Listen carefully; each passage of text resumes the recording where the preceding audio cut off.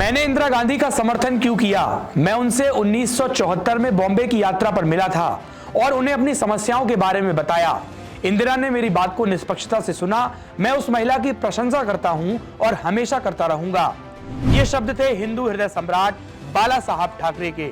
आखिर बाला साहेब ठाकरे ने क्यों की थी इंदिरा गांधी की तारीफ?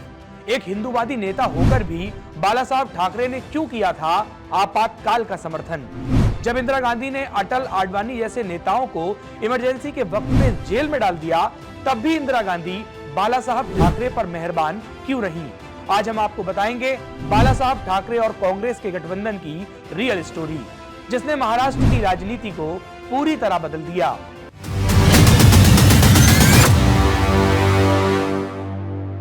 बाला साहेब ठाकरे ने 19 जून 1966 को शिवसेना का निर्माण किया।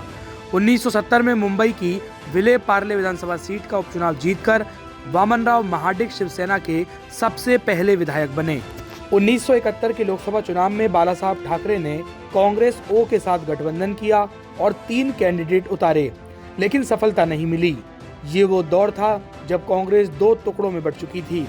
इंदिरा गांधी ने अपने पुराने साथियों को छोड़कर नई पार्टी बना ली थी और दूसरी तरफ खड़े थे मोरारजी देसाई।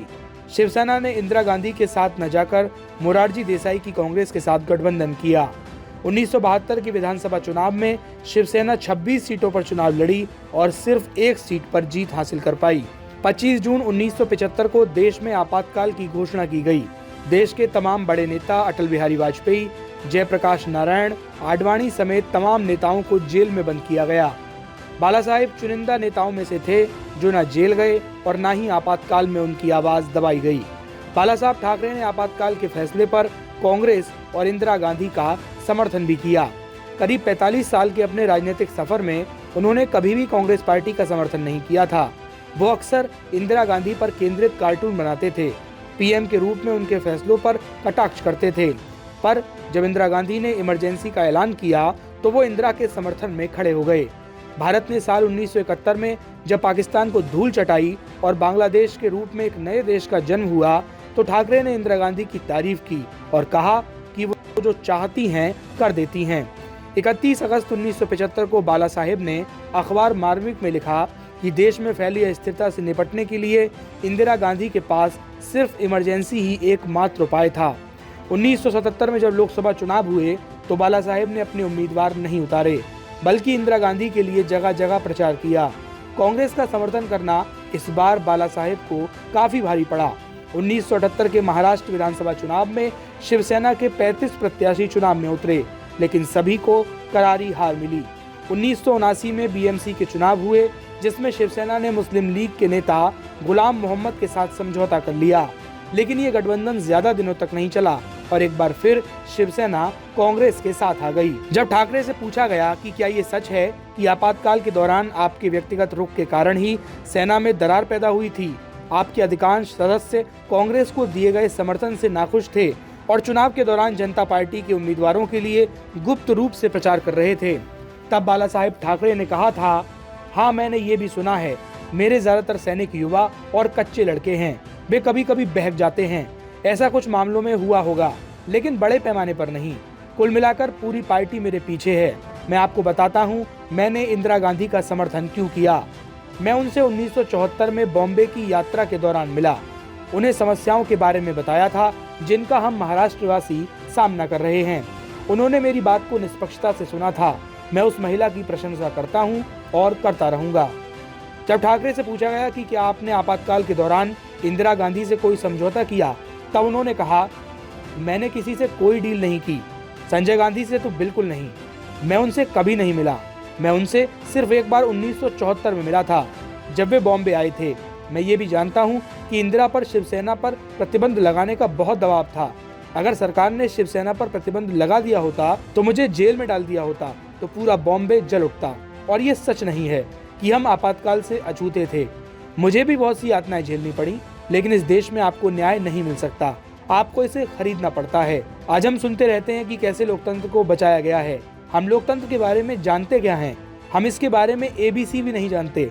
हर पार्टी अपने हिसाब से इसकी व्याख्या करती है।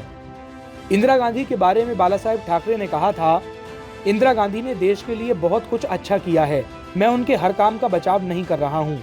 जो भी अत्याचार हुए हैं उनकी निंदा की जानी चाहिए। मैं कहता हूँ उनकी गलतियों के लिए उन्हें दंडित करें, लेकिन भारत के लिए उनके योगदान को नकारे नहीं। यही बात उनके बेटे संजय के साथ भी है। उसने बहुत जल्दी बहुत सारी गलतियां की। उसकी उम्र ही उसके खिलाफ गई। वो अपनी माँ की शक्ति से इतना अंधा हो गया था कि वह ये देख ही नहीं पाया कि उसके हाथ में कौन से पत्ते हैं। उसने सारे गलत पत्ते फेंक दिए। मैंने सुना है कि वह कैबिनेट की बैठक कैसे करता था। मैंने यशवंतराव चौहान से इसके बारे में पूछा तो उन्होंने इस बात से इनकार किया कि संजय कभी किसी कैबिनेट मीटिंग में मौजूद थे। उन्होंने ये भी कहा कि ये सच नहीं है कि संजय ने मंत्रियों या शीर्ष अधिकारियों को निर्देश दिए थे। आपको बता दें कि 1980 में शिवसेना ने विधानसभा का चुनाव नहीं लड़ा और कांग्रेस का समर्थन किया। साल 1980 में महाराष्ट्र में विधानसभा चुनाव हुए। इस चुनाव में शिवसेना ने कांग्रेस को समर्थन दे दिया। इस चुनाव में भी एक भी सीट शिवसेना के हाथ नहीं थी। इस चुनाव में कांग्रेस की जीत हुई और महाराष्ट्र को पहला मुस्लिम सीएम मिला, जिसका नाम था अब्दुल रहमान अंतुले, जिन्हें बाला साहब ठाकरे का यार कहा जाता था। इस चुनाव में समर्थन के बदले शिवसेना को कांग्रेस ने 3 विधान परिषद की सीटें दी। आपको बता दें इसी दौरान एक बार फिर बाला साहेब ने मार्मिक में कांग्रेस के समर्थन में एक लेख लिखा। ये लेख कांग्रेस के समर्थन में शिवसेना का आखिरी लेख था और उसके बाद शिवसेना और कांग्रेस की राहें जुदा हो गईं। जब कांग्रेस और शिवसेना का गठबंधन हुआ तो लोग सोच रहे थे कि आखिर इन दोनों पार्टियों का गठबंधन कैसे चलेगा। लेकिन देखिए, न केवल गठबंधन चल रहा है बल्कि अभी तक कायम है। बाला साहेब की राजनीति भले ही हिंदूवादी और मराठी भाषा की रही हो, लेकिन इंदिरा गांधी की तारीफ और आपातकाल का समर्थन उनके किरदार का एक अलग रूप है। इसीलिए सियासत में कहा जाता है कि सियासत में न कोई हमेशा दुश्मन होता है और न ही कोई हमेशा दोस्त। इसीलिए कहा जाता है कि सादगी पे कौन ना मर जाए खुदा, लड़ते भी हैं और हाथ में तलवार भी नहीं है।